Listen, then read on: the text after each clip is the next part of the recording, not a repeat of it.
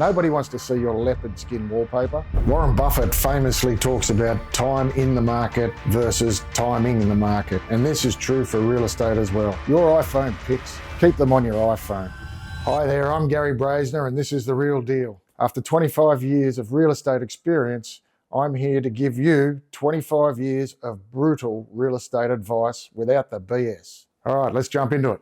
My first piece of brutal advice for sellers is to clean your house, for Christ's sakes. Presentation isn't optional. If you want to get top dollar for your property, you need to present it to appeal to the broad market. This is key to maximising the sale price on your property. Some people aren't necessarily looking to get top dollar and they're happy just to sell their property as it is because they can't be bothered. But if you are seeking top dollar for your property, then you need to put in some effort. We need to get it back to neutral. Painting, decluttering, gardens, cut back, maintenance. They need to be able to feel like they can walk in and move into your property with nothing to do. Your unique taste is killing your sale. Nobody wants to see your leopard skin wallpaper. You need to get your property back to neutral and then bring in some stylish pieces. We want this to appeal to everybody. My next piece of brutal real estate advice is that your cheap renovation isn't necessarily adding value to your property. You need to consider the property and reflect the style and the value of that property.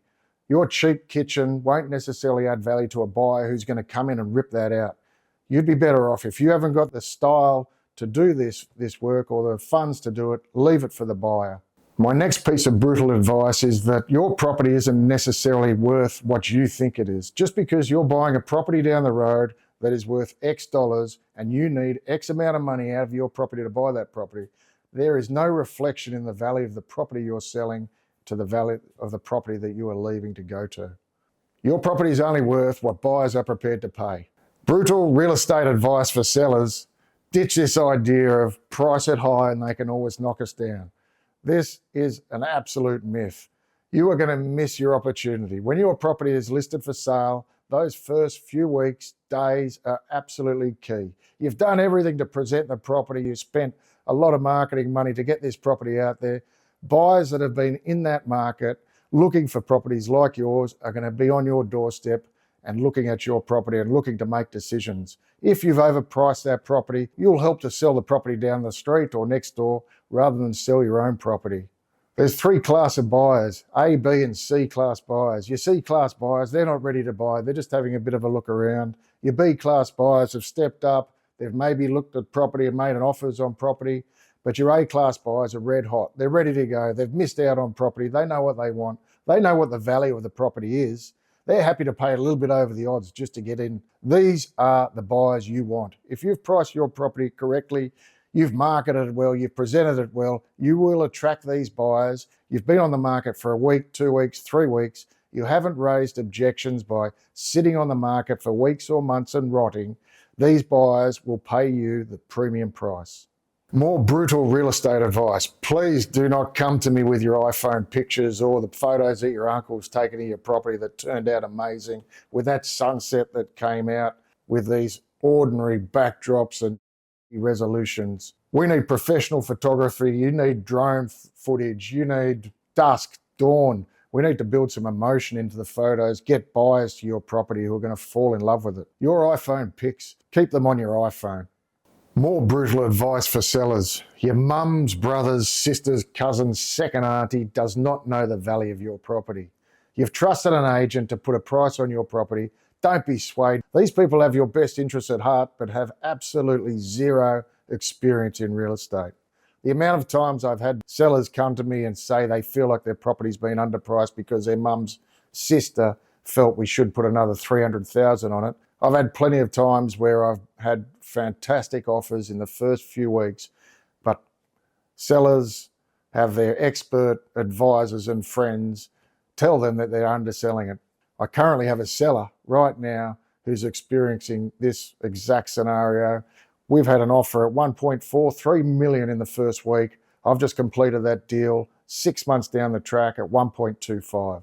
She took advice from friends who all had her best interests at heart, but unfortunately had very little real estate experience. If you've chosen an agent because you trust them, because you know that they're experienced and they understand the local market, then trust them. Do exactly that. Take their advice. Their expertise is what's going to get you the best money. They have your best interests at heart. My next piece of brutal real estate advice is do not choose the agent just because they've given you the price that you hope or dream that it's worth. Choose an agent who's given you information, who has given you the comparable sales, who has sales history and local knowledge in your area, who can come to you and explain where the market is situated for your property. Lots of agents will give you an inflated price to win your business.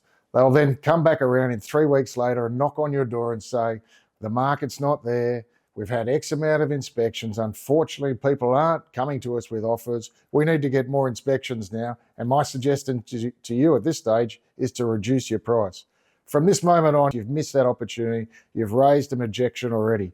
You've dropped your price. You've been on the market 3-4 weeks already. Underpricing your property as an agent can be damaging, but equally damaging can be overpricing your property. Don't choose an agent for the promise of an inflated price. Choose an agent based on process, because it's a process that's going to get you the price. I hear this one from sellers all the time, that I don't have to sell. Then why go and spend all this money on advertising and preparing your property only to knock back an offer that is fair market value?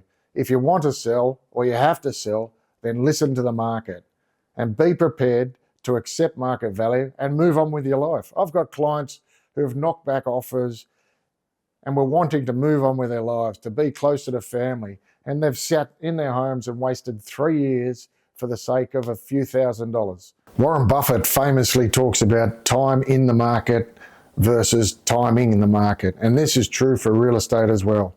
Buyers, if you're ready to go, you can afford that property, then a lot of things are ticking against you in the Australian real estate market by sitting out of the market. Taxation, government, immigration, lack of new builds, all these things are the drivers that continue to drive up the real estate prices in my 25 years of experience. My advice is spending time in the market. If you found that property that's going to work for you, you can afford, get in there and start building your memories and forget about trying to time the market. If you want to time the market, go to the casino and have a gamble. Buy shares, have a gamble on those, but don't gamble on the years of your life and memories for you and your family. The brutal truth for buyers in New South Wales is that gazumping does occur.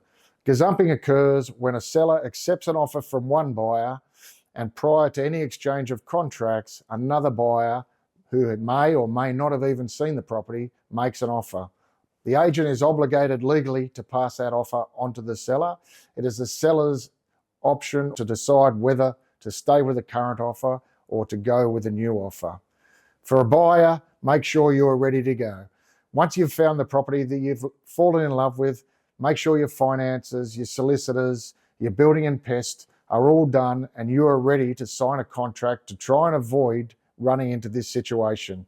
In my opinion, agents don't want to get involved in a gazumping, but legally, the way New South Wales contract legislation works, they must pass on offers to the sellers. At the end of the day, it's the seller's decision. They are the ones doing the gazumping, not the agent. So guys, that was some of my 25 years of brutal real estate advice, and this was my first long-form content. So please feel free to leave some questions in the comments below and like and subscribe, and we'll see you for the next episode of The Real Deal.